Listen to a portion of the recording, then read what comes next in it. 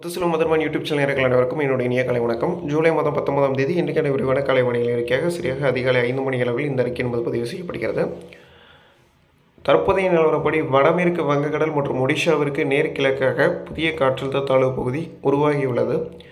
கடந்த 24 மணி நேரமாக தொடர்ச்சியாக அந்த பகுதிகளில் தீவிரமான நிலை காற்றழுத்த தாழ்வு பகுதியில் காணப்பட்டது. தீவிர காற்றழுத்த தாழ்வு பகுதியாக மாறி ஒடிஷா மாநிலம் பூரி மற்றும் அதன் இடைப்பட்ட பகுதிகளில் கரையை கடக்கக்கூடும் என எதிர்பார்க்கப்படுகிறது. பூரி அல்லது ஆந்திர மாநிலம் விசாகப்பட்டினம் இடையே கரையை கடக்கலாம்.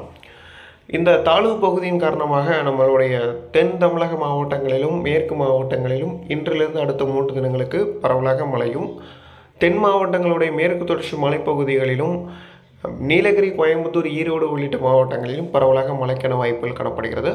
மாலை இரவு நேரங்களில் சென்னை, திருவள்ளூர், செங்கல்பட்டு மற்றும் புதுச்சேரி, விழுப்புரம், கடலூர், நாகப்பட்டினம், மயிலாடுதுறை உள்ளிட்ட மாவட்டங்களில் இடியுடன் கூடிய கனமழைக்கான வாய்ப்புகள் காணப்படுகிறது. கிருஷ்ணகிரி, திருப்பத்தூர், திருவண்ணாமலை மற்றும் ஒசூர், தருமபுரி உள்ளிட்ட மாவட்டங்களிலும் வருகின்ற 23ஆம் தேதி வரையிலும் இடியுடன் கூடிய கனமழைக்கான வாய்ப்புகள் காணப்படுகிறது. வழக்கம் போல மேற்கு தொடர்ச்சி மலை மாவட்டங்களிலும் கடலோர தமிழக மாவட்டங்களிலும் மத்திய மாவட்டங்களிலும் ஓரிரு இடங்களில் ஒரு சில இடங்களில் மழைக்கான வாய்ப்புகள் என்பது காணப்படுகிறது. மத்திய இந்திய பகுதிகளில் பார்த்திங்கன்னா ஒடிஷா, ஆந்திரா, ஜார்க்கண்ட், சத்தீஸ்கர் உள்ளிட்ட பகுதிகளிலும், தெலுங்கானா மற்றும் மத்திய இந்திய பகுதிகளில் மத்திய பிரதேசம், ஒடிஷா பகுதிகளில் தொடர்ந்து தீவிரமான தென்மேற்கு பருவமழை, குஜராத் பகுதிகளிலும் தொடர்ந்து தற்போது தீவிரமான தென்மேற்கு பருவமழை பதிவாகி வருகிறது. இனி வரக்கூடிய நாட்களில் இந்த தென்மேற்கு பருவமழையின் தீவிரத்தன்மை தொடர்ச்சியாக ஆகஸ்ட் மாதம் முதல் 2 வாரங்களில் இருக்கலாம். MJO மேடன் ஜூலியன் ஆக்சிலேஷன் வருகின்ற காரணத்தினால அது ஃபஸ்ட் ஆர் செகண்ட் வீக்கில் இருக்கலாம்னு எதிர்பார்க்கப்படுது. ஒரு டிப்ரெஷன் லெவல் அல்லது ஒரு லோ ப்ரெஷர் அல்லது வெல்மார்க்டு லோ ப்ரெஷர் என்கின்ற லெவலில் ஒரு தீவிரமான ஒரு நிலை தென்மேற்கு பருவமழையில் ஆகஸ்ட் மந்தில் கண்டிப்பாக இருக்கும். அதே சமயங்களில் நம்மளுக்கு இதெல்லாம் ஒரு பக்கம் இருக்கட்டும், வருகின்ற 23ஆம் தேதிக்கு பிறகு நம்மளுக்கு வருகின்ற இன்றைக்கி தேதி என்பது 19ஆம் தேதி, இன்னும் 2 தினங்கள் இருக்கிறது அல்லவா? இன்னும் 2லிருந்து 3 தினங்கள் இருக்கிறது. குறைந்தபட்சம் 4 தினங்கள் என்று எடுத்துக்கொள்ளுங்கள்.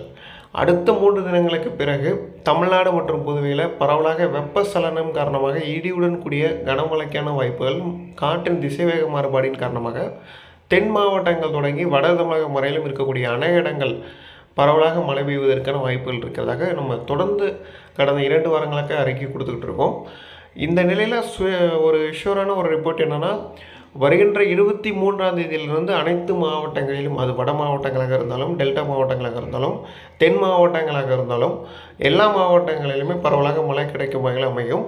குறிப்பாக இதில் சென்னை, திருவள்ளூர், செங்கல்பட்டு, புதுச்சேரி, விழுப்புரம், கடலூர், நாகப்பட்டினம், மயிலாடுதுறை, திருவாரூர் உள்ளிட்ட மாவட்டங்களில் பரவலாக இந்த சுற்றுலா மழை கிடைப்பதற்கான வாய்ப்பு இருக்கிறது.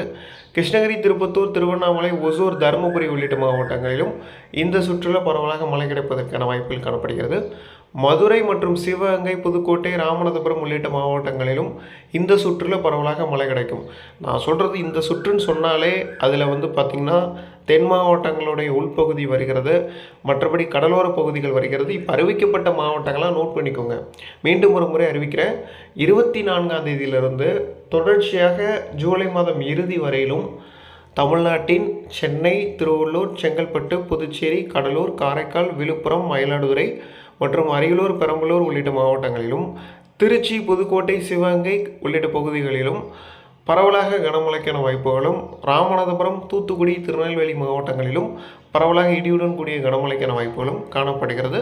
இந்த சுற்றுலா அதிகப்படியான மழை கிடைக்கக்கூடிய பகுதிகள் திருவண்ணாமலை, ராணிப்பேட்டை, கள்ளக்குறிச்சி, ஒசூர், தருமபுரி உள்ளிட்ட பகுதிகளிலும், சேலம், ஈரோடு உள்ளிட்ட மாவட்டங்களிலும் பரவலாக இடியுடன் கூடிய கனமழை எதிர்பார்க்கலாம். ஒரு சில இடங்களில் கனமுதல் மிக கனமழைக்கான வாய்ப்புகள் வட மாவட்டங்களிலும் காணப்படுகிறது, டெல்டா மாவட்டங்களிலும் காணப்படுகிறது, தென் உள் மாவட்ட பகுதிகளிலும் காணப்படுகிறது. எனவே அனைத்து மாவட்டங்களிலும் வருகின்ற 23 அல்லது 24ஆம் தேதியிலிருந்து பரவலாக இடியுடன் கூடிய மழை தீவிரமடைகிறது. தமிழகம் எங்கும், தமிழ்நாட்டின் அநேக இடங்களிலும், தமிழ்நாடு முழுவதும், தமிழ்நாட்டின் பரவலாக அனைத்து இடங்களிலும் வருகின்ற 24ஆம் தேதியிலிருந்து ஒரு தீவிரமான இடியுடன் கூடிய மழைக்கான வாய்ப்புகள் மதியம் மாலை நேரங்களில் காணப்படுகிறது. இதே சூழ்நிலையில் நம்மளுக்கு வங்கக்கடல் பகுதியில் அந்த காலகட்டத்தில் பெரிய நிகழ்வுகள், ஒரு தாழ்வு பகுதியோ ஒரு தீவிரமான நிலையோ எந்த ஒரு அமைப்பும் இல்லாமல் ஒரு இயல்பான நிலையில் தென்மேற்கு பருவமழை இருக்கின்ற காரணத்தினால தென் மாவட்டங்களிலும் வட மாவட்டங்களிலும் பரவலாக இந்த இடியுடன் கூடிய மழை என்பது தீவிரமடைகிறது என எதிர்பார்க்கலாம். இந்த மழைப்பொழிவு என்பது தற்போதைய நிலவரப்படி தொடர்ச்சியாக ஜூலை மாதம் 27, 28ஆம் தேதி வரையிலும் தொடர்ந்து நீடிக்கும் என எதிர்பார்க்கப்படுகிறது. அதற்கு மேலும் நீடிக்கும் என எதிர்பார்க்கப்படுகிறது. அதை வரும் நாட்களில் அறிவிக்கலாம். ஜூலை மாதத்தை பொறுத்தவரையில் இந்த மாதம் 31ஆம் தேதி வரை இருக்கின்ற காரணத்தினால வரக்கூடிய நாட்களில் தேதிகள் டெய்லி காலை மாலை வானிலை அறிக்கையில் தேதிகள் குறிப்பிட்டு விரிவாக விவரிக்கப்படும். அதில் தேதிகளும் அடுத்தடுத்து வரக்கூடிய நாட்களில் எக்ஸ்சேஞ்ச் பண்ணிக்கிட்டே போகும். இன்றைக்கி வந்து பார்த்திங்கன்னா 27, 28 வரைக்கும் கன்ஃபார்மாக தண்டர்ஸ்டார்ம்ஸுங்கிற ஸ்பெல் இருக்குது.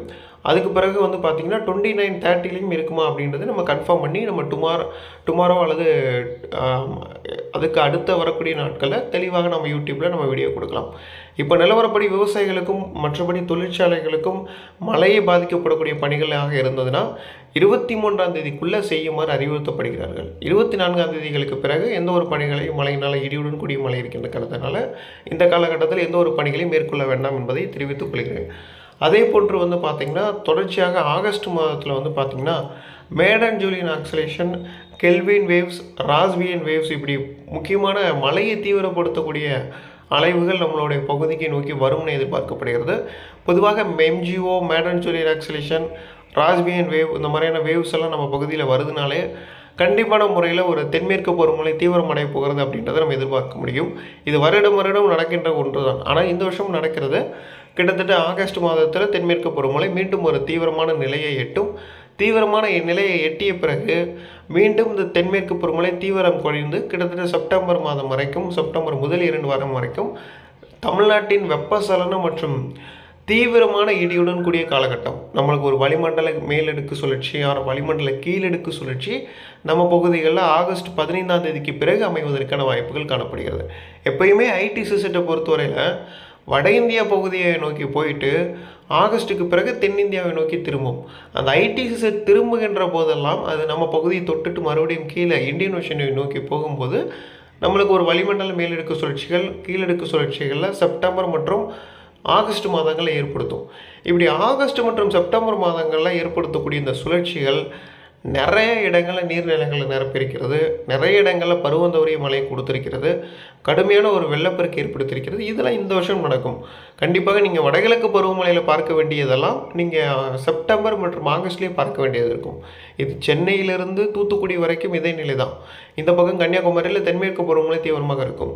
ஆகவே தமிழ்நாடு முழுவதுமே இந்த ஆகஸ்ட் மற்றும் செப்டம்பர் மாதங்கள் மிக அற்புதமாக இருக்கிறது அப்படின்றதுல எந்த ஒரு மாற்றமும் இல்லை.